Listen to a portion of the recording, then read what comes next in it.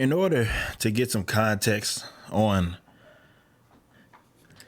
let's just call it my disdain, I don't know, for the Marvel Cinematic Universe's version of Spider-Man. I feel like he is the worst rendition of Spider-Man that we've ever seen live action wise, to be completely honest. And certainly when it comes to the recent three, he's been severely limited, demoted, if you will, to being under the wing of characters that he has no business being under the wing of, namely Iron Man. In the Marvel Cinematic Universe, he is essentially Iron Boy. That's all he is. From his suit down on to he's not Peter Parker.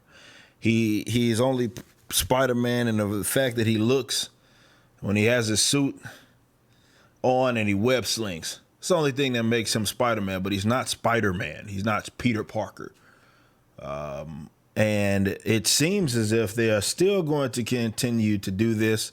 We got some news that was broken today by the Hollywood Reporter that Benedict Cumberbatch, who plays Doctor Strange in the Marvel Cinematic Universe, will be added to the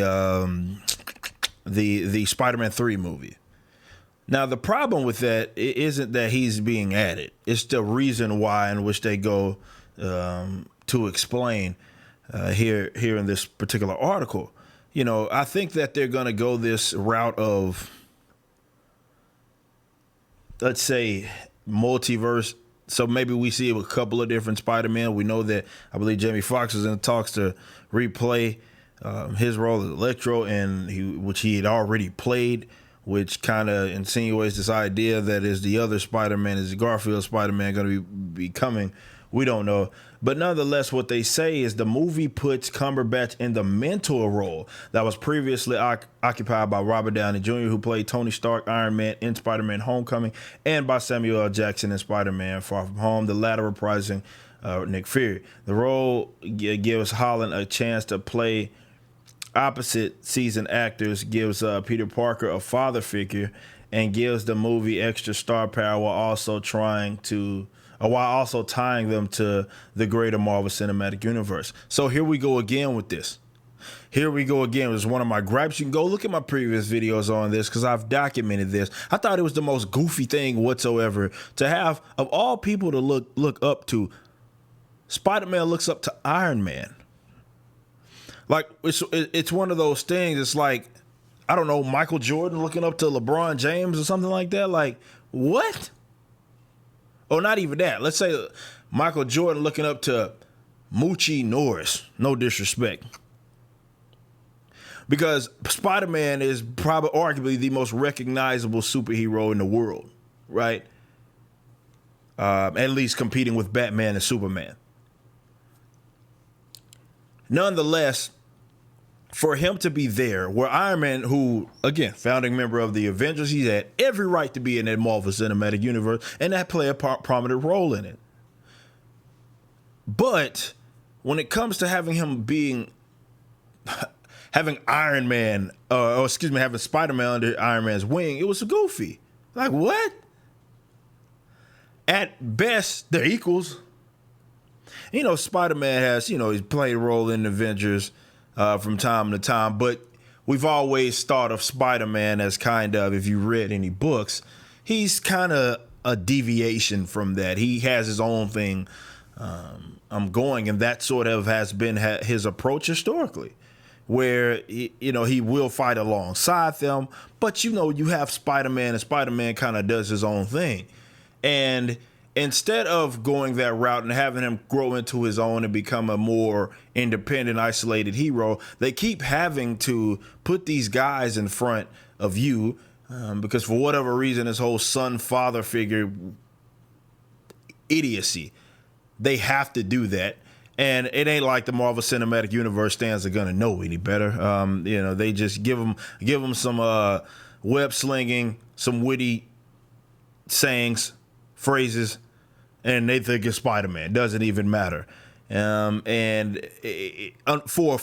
a long-time fan of Spider-Man, it's one of those things that really frustrates me because you have all the attention that Marvel Cinematic Universe has now, and you have all of the I would like to think the funding. Maybe that's going to be derailed soon, but to try to do an accurate depiction somewhat, it doesn't have to be exactly like it, but at least capture the essence of Spider-Man. And Peter Parker in the Marvel Cinematic Universe and Tom Holland does not do it. I know he's a lot of folks' favorite, but he does not do it. This whole, well, it's something different. This is what all the, the Google normies like to say, it's something different, right? Like, no, if Spider-Man acted exactly like he did in the comics, you guys would still snap and clap at the idea of him being there. This is just a bizarre thing that they continue to do, and they're continuing to dwell on. And when they could have deviated from that, they're not doing that. So we're going to go into a third movie, Spider-Man movie, including his appearances in the other movies. We're going into a third movie, and he still has a mentor. Right now, he's got this third mentor because he, God forbid, Spider-Man be somewhat independent. And this just goes to show that these guys have no idea what they're doing with Spider-Man. One of the characters that I just really dislike in the Marvel Cinematic Universe is Iron Boy. Call him Iron Boy. It was actually rather good news to me when you had that Sony Marvel thing going on, and it was appearing as if he wouldn't even be appearing in the Marvel Cinematic Universe again going into the future. And I was like, I'm perfectly fine with that, because this guy, he's not Spider-Man. He's simply not Spider-Man. But they're hell bent on it. That's the direction that they want to go. I think that we have, when it comes to the Marvel Cinematic Universe, and people that are getting a part of these projects that have absolutely no connection to the comic books. This is just, whether it be directors, producers, actors, actresses, this is just their time to make a little dough off of what has a lot of eyes on it. So it's not about respecting the source material. It's not about respecting the characters by any means. It's about really what they want to seemingly do is tell their own version of it, even if it means completely changing the characters altogether, because source material to these guys seems to be an inconvenience. They'll reference it here and there, but it just seems to be an inconvenience. And this is why so many people want so many changes, and so many people tolerate so many changes, because the guys that are generally super fans of the Marvel Cinematic Universe, certainly don't read these damn things. So now you have it. You heard it here. Benedict Cumberbatch will be appearing, which in itself is not a bad thing, but it seems like they're going this whole mentor role yet again. And oh my God, that's not what I want.